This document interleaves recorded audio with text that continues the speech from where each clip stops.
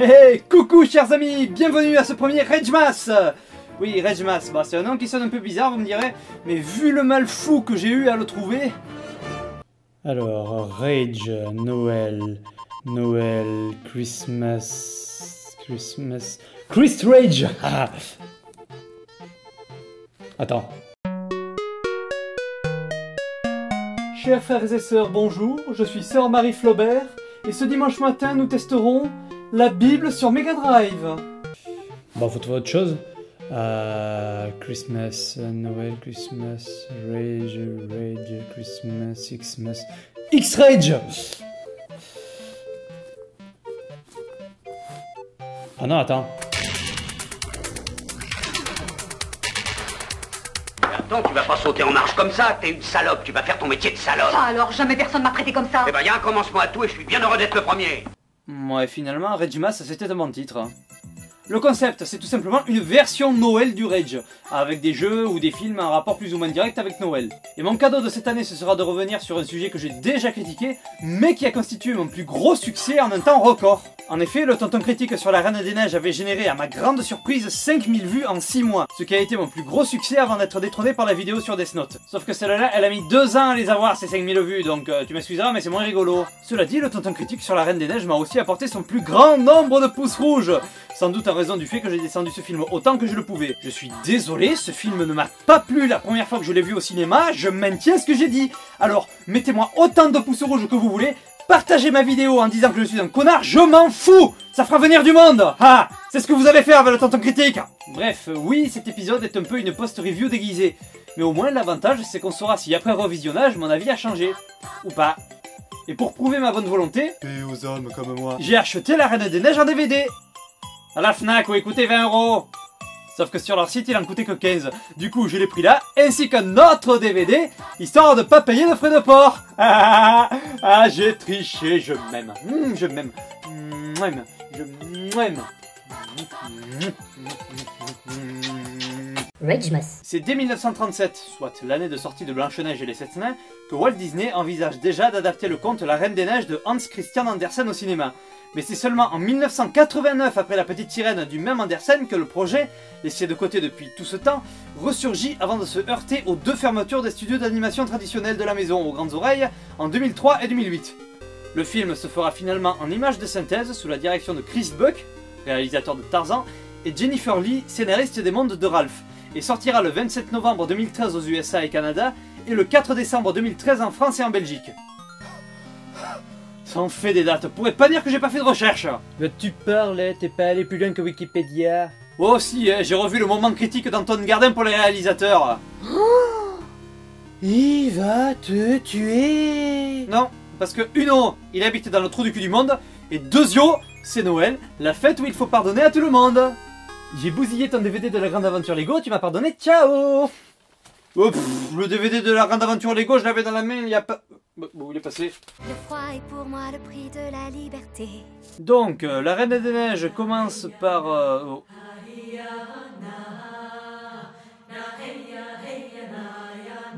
Oh, attends, je suis bourré de film, j'ai mis le Roi Lion. Non, j'ai rien mis du tout, mais alors... Comment il s'est lancé le film? Le film s'ouvre sur des coupeurs de glace qui, d'après leurs paroles, cherchent un trésor dont on n'entendra plus parler de tout le film. D'ailleurs, la chanson vous rappelle rien? Et pour ceux qui se souviennent du tonton critique, j'avais reproché qu'on entendait trop de chansons dans le film. Si vous me croyez toujours pas et que vous êtes prêts à défendre la Reine des Neiges jusqu'à la mort, puisse ce compteur de chansons être la dernière image que vous verrez avant de vous suicider! Oui! J'adore parler de la mort dans une vidéo de Noël portant sur un Disney. Vous allez pas me faire des reproches pour si peu le jour de Noël, voyons. On découvre ensuite les personnages principaux. Anna, la petite chieuse qui vient réveiller Elsa, sa sœur sorcière. Ok, ça commence déjà, et la fille, elle a déjà des pouvoirs. Explication, s'il vous plaît. Je sais pas, j'aurais aimé savoir d'où ils viennent ces pouvoirs. Là, c'est balancé comme ça, sans explication. Tiens, allez, moi aussi, j'ai des super pouvoirs sortis de nulle part. Allez, tiens. Allez, toi aussi, allez. Ah, Bonjour, je m'appelle Olaf. ah. Non. Ah, je t'aime, Olaf. Regarde Elsa, il est comme neuf. Alors je me suis dit, ok, on va nous dire plus tard dans le film comment Elsa elle a eu ses pouvoirs. Et oui, c'est dit à un moment. Très tôt d'ailleurs. Pouvoir de naissance ou sortilège? De naissance. Facilité scénaristique expédiée en 2 secondes. Je sais pas, tu aurais pu dire, ouais, c'est une sorcière qui s'est penchée sur son berceau et l'a maudite pour l'éternité, même si ça a déjà été vu maintes et maintes fois. Mais de là à dire qu'elle est née comme ça avec ses pouvoirs, tu perds une possibilité scénaristique intéressante, qui était prévue à l'origine d'ailleurs. Mais bon, ils voulaient pas faire un film trop complexe. Donc, soit Elsa est une mutante et il faut l'envoyer chez les X-Men, idée qui a déjà été trouvée, soit c'est une sang de bourbe et il faut la dénoncer à la commission d'enregistrement des nés moldus. Pardon? Harry Potter est fini. Et Dolores Umbridge est en prison. Putain, je suis en retard d'une guerre, moi. Cela dit, je pense que j'ai trop demandé à ce film, c'est vrai quoi. De nos jours, on est habitué à des scénarios tarabiscotés à la Christopher Nolan, avec des détails par-ci par-là, mais si on y réfléchit bien, les sorcières des autres films, Disney ou non, n'avaient pas besoin d'explications sur l'origine de leur pouvoir. C'était des sorcières, un point c'est tout. Faut que j'arrête d'être trop exigeant.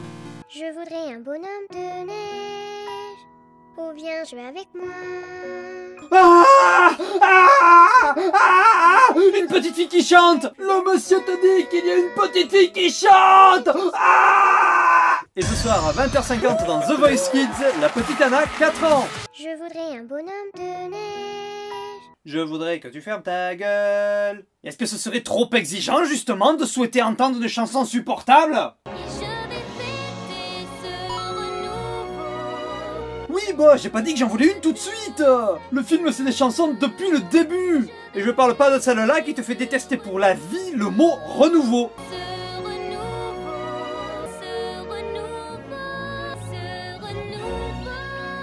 Les réjouissances en l'honneur de Saturne, dieu des semailles et symbole du renouveau. Eh ben, y a un commencement à tout et je suis bien heureux d'être le premier.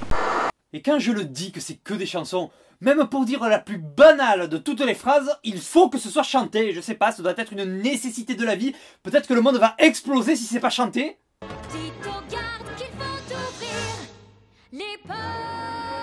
On leur dira. Quand j'ai vu le film la première fois, je me suis posé une question. Est-ce que pendant les 10 ans qui séparent les chansons 2 et 3, les deux sœurs se sont revues? Après l'accident du début, Anna et Elsa restent séparées par une porte, Elsa ne sortant plus de sa chambre, et on les voit progressivement grandir dans la même situation sans aucun changement apparent. Puis c'est le bal du couronnement et on n'en sait toujours pas plus car les deux sœurs ont l'air de faire comme si de rien n'était. Bonjour. Ah, petit spectateur de merde, la réponse que tu cherches, tu peux te la foutre dans le... Regmas. Tu sens cette bonne odeur de chocolat. Chocolat! Bref, comme nous détailler la relation qu'elles entretiennent depuis tout ce temps semble trop difficile au réalisateur, Anna fuit les complications scénaristiques en allant faire un tour dehors avec son nouveau mec, car oui, Barbie Rousse a rencontré Ken Roux, et c'est un rythme que j'entends. J'ai envie de vous dire une chose totalement insensée. J'aime les idées insensées. Toute ma vie, je n'ai trouvé que des portes fermées. Si, une 4e chanson plus tard, c'est la demande en mariage. Voulez-vous m'épouser? Excusez-moi, êtes-vous sérieux? Oui, ils sont sérieux. Ils se sont à peine rencontrés qu'ils parlent déjà de passer le reste de leur vie ensemble. On n'épouse pas un homme que l'on connaît à peine. Si cet homme est notre grand amour. Ok, des coups de foudre incontrôlés chez Disney, on en a eu. Tous les couples de princes et princesses sont plus ou moins nés d'une poussée d'hormones chez les deux conjoints, mais la plupart du temps, il y avait une bonne raison, la plus fréquente étant la victoire contre le mal. Là, l'histoire n'a pas vraiment démarré. On a eu 4 chansons en 25 minutes, et déjà Barbie et Ken veulent se marier pour pouvoir coucher plus vite. Même dans Twilight, ils attendent au moins 2 films avant de faire la demande. Ouais, j'ai comparé la Reine des Neiges à Twilight, je suis le diable.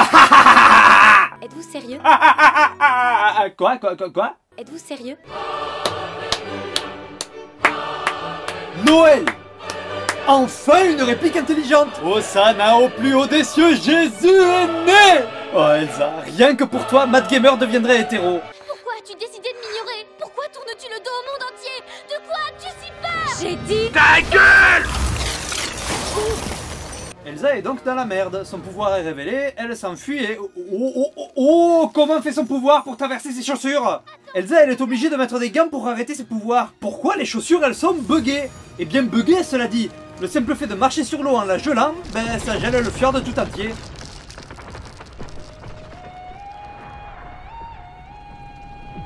Cette musique... Gandalf est mort!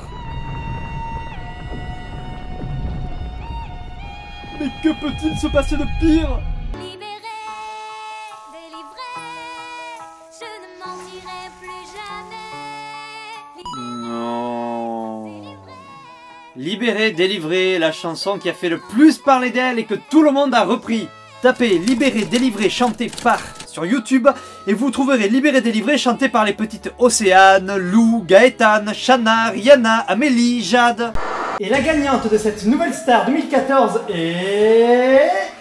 Mr Freeze. Let it go! Let it go! Turn away and slam the door! Elsa choisit donc de se réfugier Dans sa forteresse. de solitude pendant qu'Anna part la chercher avec son cheval, avec son Yoshi, et que les habitants du royaume tentent de survivre à l'hiver venu remplacer l'été. Et tu vois ce qui arrive. La neige dans la maison. Et en plein mois de juillet. Et alors? Anna arrive dans une boutique tenue par... Grande liquidation d'été. 50% le cousin de d'Apu. Un billet de $50. Messieurs, à vos caniches. Et fait la connaissance de Christophe qui saurait où se trouve Elsa. Et alors qu'il chante pour son reine... Les reines sont meilleures que les hommes. Sven, ami, qu'en penses-tu? Non, pas si, ça n'est pas autant orchestré que les autres, c'est pas vraiment une chanson... Ah, ils l'ont compté dans la BO? Bon alors si, c'est une chanson. C'est tout de même incroyable ça. Vous êtes en train de me dire que vous étiez prête à épouser un homme que vous veniez de rencontrer? Oui, vous êtes sourd? J'adore ces débats existentiels. Si seulement Elsa était là... Êtes-vous sérieux? Oui. Et le voyage continue. Il faut passer par le col de Caradras. Ce décor m'est étrangement familier. Ah oui, oui, c'est vraiment beau. Vous trouvez pas? Mais trop Non, blanc, pas lui. un peu de couleur. Pas lui, pitié, pas lui. J'ai très bien une petite touche de pourpre ou de vert. Hey, pourquoi pas du jaune? Et voilà, si, lui. Coucou.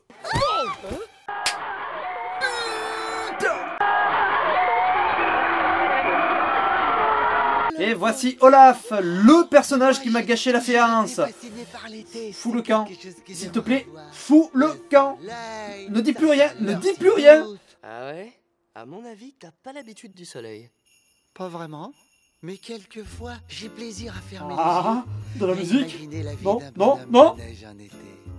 Non, non, non, non, non, non, non, non, non. Les abeilles, les pissenlits et le soleil, l'heure pour moi de faire ce que la neige fait en été.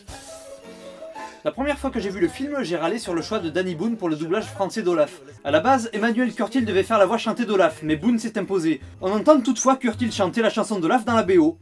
Les abeilles, les pissenlits et le soleil, l'heure pour moi de faire ce que la neige fait en été. C'est dommage qu'il l'ait pas pris pour le doubler intégralement, le pauvre. Surtout qu'il avait déjà doublé un Olaf célèbre, il était prêt pour le rôle. C'est moi votre bien-aimé comte Olaf. Cela dit, j'ai vu des interviews de Danny Boone par la suite et je reconnais qu'il est arrivé à moduler sa voix d'un air plutôt grave de sorte à la rendre assez douce. Ce qui correspond bien au personnage, tout neigeux, tout mignon. N'empêche que je n'aime pas ce personnage. Enfin, je l'apprécie mieux que la première fois et je rigole à bien plus de ses blagues. Oh, regardez, on dirait un pins. Tu l'as dit, on dirait un pénis. Regmas. Bon, je vais accélérer un peu dans le film puisqu'il se passe plus grand chose d'intéressant. Les sœurs se retrouvent à un moment et... Parce qu'il faut péter ce remous, ni libérer, ni délivrer, jamais. Non, attends, c'est pas possible. Ils avaient plus d'idées pour les chansons, ils en ont fusionné deux déjà existantes.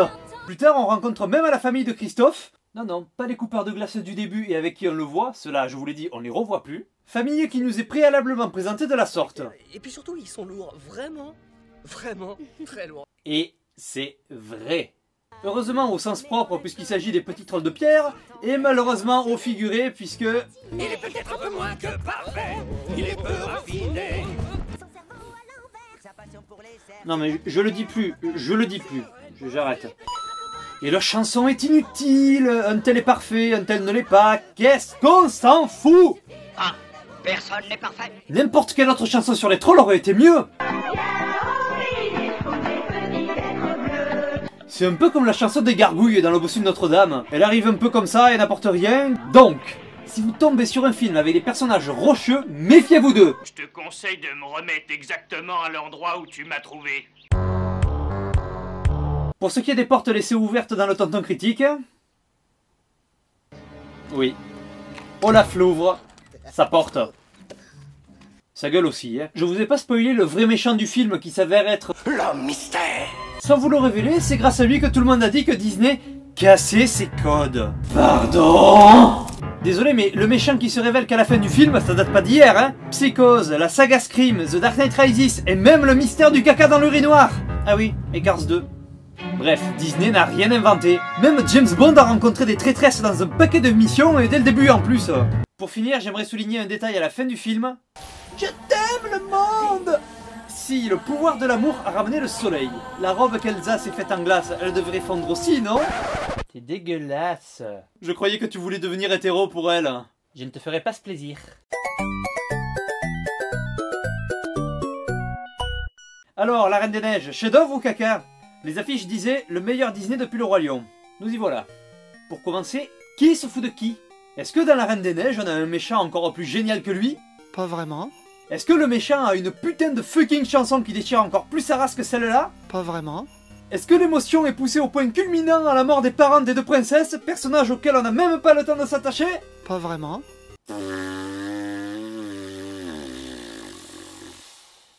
Si on doit vraiment comparer les deux films, autant regarder le Honest Trailer du Roi Lion qui leur trouve des points communs. Mais de là à dire que la Reine des Neiges est le meilleur Disney depuis le Roi Lion, allez vous asseoir sur le stalagmite le plus pointu que vous trouverez.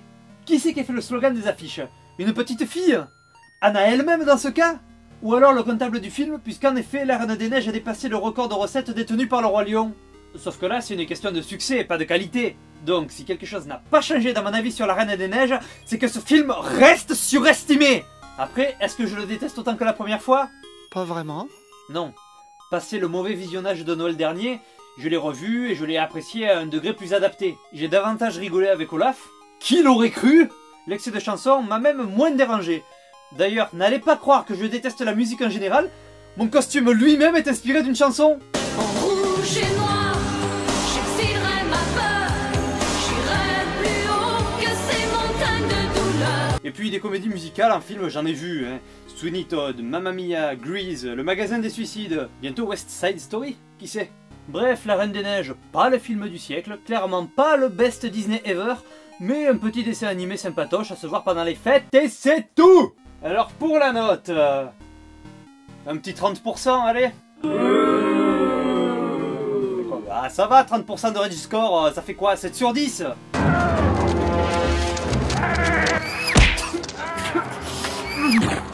Oh, bande de connards! Vous m'avez fait pleurer le jour de Noël! Salaud! Enfin, après The Dark Knight Rises, La Reine des Neiges, Hunger Games 2, peut-être que le prochain film que j'apprécierai mieux au second visionnage, ce sera Qu'est-ce qu'on a fait au bon Dieu? Je vous remercie donc d'avoir regardé cette vidéo un peu spéciale, j'espère sincèrement pouvoir vous en faire d'autres les années qui viennent, mais je garantis rien. Désolé aussi de ne pas finir cette vidéo avec un final épique en rapport avec le sujet critiqué, mais bon, j'ai aussi un peu la saison 3 du Rage à faire et je pense que vous l'attendez tous impatiemment. Donc j'espère que vous comprendrez quel effort ça a été pour moi de vous sortir cette vidéo pour Noël. C'est ça, Flob. Laisse parler ta colère. Oh, mais qui entend-on? Le méchant de la saison 3, justement. C'est exact. Mais il faudra patienter quelques épisodes, non seulement pour m'entendre, et davantage pour me voir. Oh, mais vous entendez ça, mes amis? C'est que nous allons avoir un méchant de luxe pour conclure la saison 3. Tu parles d'un ennemi, mon petit Flob, mais tout dépend dans quel camp tu te trouveras. Qui sait si le véritable ennemi, ça ne sera pas toi.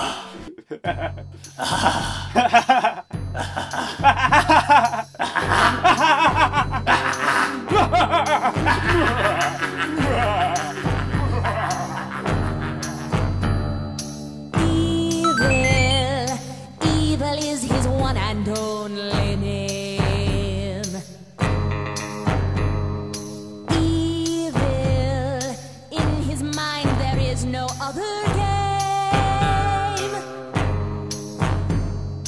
When your name is evil, that is good, or so you think, but you're so very wrong. It's evil.